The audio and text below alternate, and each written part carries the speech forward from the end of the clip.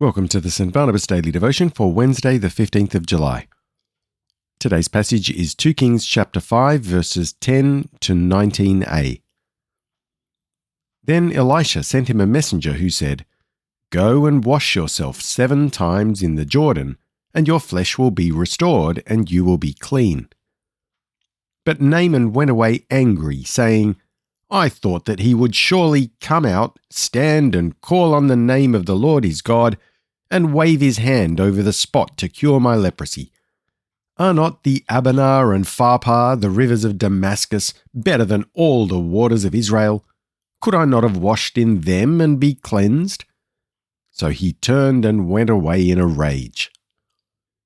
Naaman's servants, however, approached him and said, "My father, if the prophet had told you to do some great thing, would you not have done it? How much more then when he tells you, 'Wash and be cleansed'?" So Naaman went down and dipped himself in the Jordan 7 times, according to the word of the man of God, and his flesh was restored and became like that of a little child, and he was clean. Then Naaman and all his attendants went back to the man of God, stood before him, and declared, "Now I know for sure that there is no God in all the earth except in Israel. So please accept a gift from your servant." But Elisha replied, "As surely as the Lord lives, before whom I stand, I will not accept it." And although Naaman urged him to accept it, he refused. "If you will not," said Naaman, "please let me, your servant, be given as much soil as a pair of mules can carry. For your servant will never again make a burnt offering or a sacrifice to any other god but the Lord. Yet may the Lord forgive your servant this one thing. When my master goes into the temple of Rimmon to worship there, and he leans on my arm, and I bow down in the temple of Rimmon, may the Lord forgive your servant in this matter." "Go in peace," said Elisha. Today's reflections are again by Tim Mitri, who's one of our ministry apprentices. We recently finished the book of Daniel in our sermons. Naaman's story is a bit like a shorter version of Nebuchadnezzar's story arc in Daniel.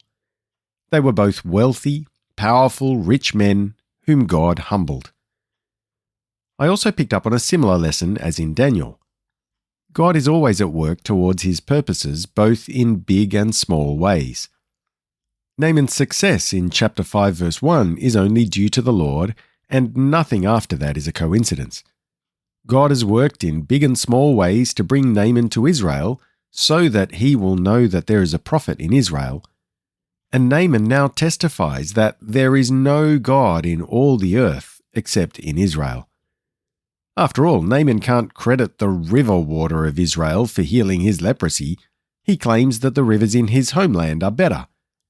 And Elisha didn't even come out to meet him, so Naaman can hardly say it was some hand-waving that healed him. On reflection, I find I have a bit in common with Naaman. He has wealth and power to seek out medical treatments. I sort of have that too.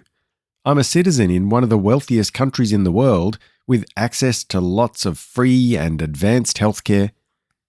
He lives in a nation that worships physical idols in temples, and I live in a nation that worships the idols of property, self, and pleasure. I pray that I'll be resolute like Naaman in my testimony and worship of God.